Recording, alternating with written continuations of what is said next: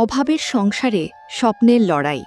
আন্তর্জাতিক ক্যারাটেতে জোড়া রূপো শুভ্রজিতের। নুন আনতে পান্তা ফুরোনোর সংসার। মাসে মাত্র ১০,০০০ টাকার আয়ে কোনো মতে সংসার চালান বাবা। তবুও ছেলের স্বপ্নকে থামতে দেননি। সেই লড়াইয়ের ফলেই আন্তর্জাতিক ক্যারাটে চ্যাম্পিয়নশিপে জোড়া রৌপ্য জিতে বাংলার মুখ উজ্জ্বল করল পান্ডুয়ার ক্ষুদি প্রতিভা শুভ্রজিৎ ধারা।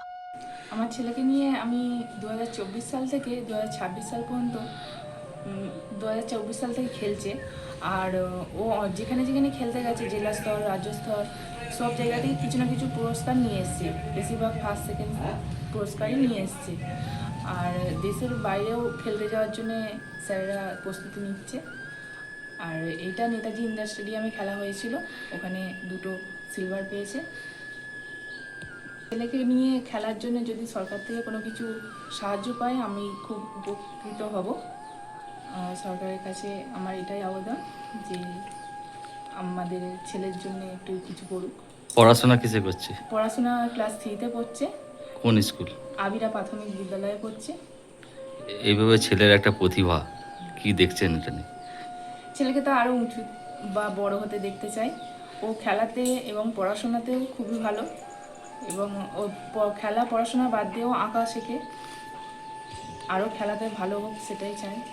কলকাতার নেতাজি ইন্ডোর স্টেডিয়ামে অনুষ্ঠিত ১০ম আন্তর্জাতিক ক্যারাটে চ্যাম্পিয়নশিপ 2026-এ ভারত ছাড়াও ৯টি দেশের প্রতিযোগীরা অংশ নেন। অনূর্ধ্ব ৯ বছরের ৩০-৩৫ কেজি বিভাগে কাতা ও কুমি ২ বিভাগেই দ্বিতীয় স্থান অর্জন করে জোড়া রূপো জেতে শুভ্রজিৎ।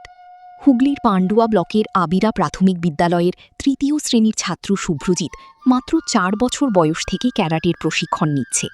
২০২৪ সালে ক্লাব স্তর থেকে শুরু হয় তার জয়যাত্রা।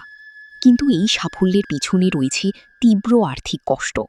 বাবা সামান্য আয়ের সিভিক ভলেন্টিয়ার, মা গৃহবধূ। সংসারের অভাবের মধ্যেও ছেলের প্রশিক্ষণ বন্ধ করেননি তারা। আজ শুভ্রজিতের জোড়া রূপো শুধু একটি পদক নয়, এটি অভাবের বিরুদ্ধে এক ছোট্ট ছেলের অসীম লড়াইয়ের প্রতীক।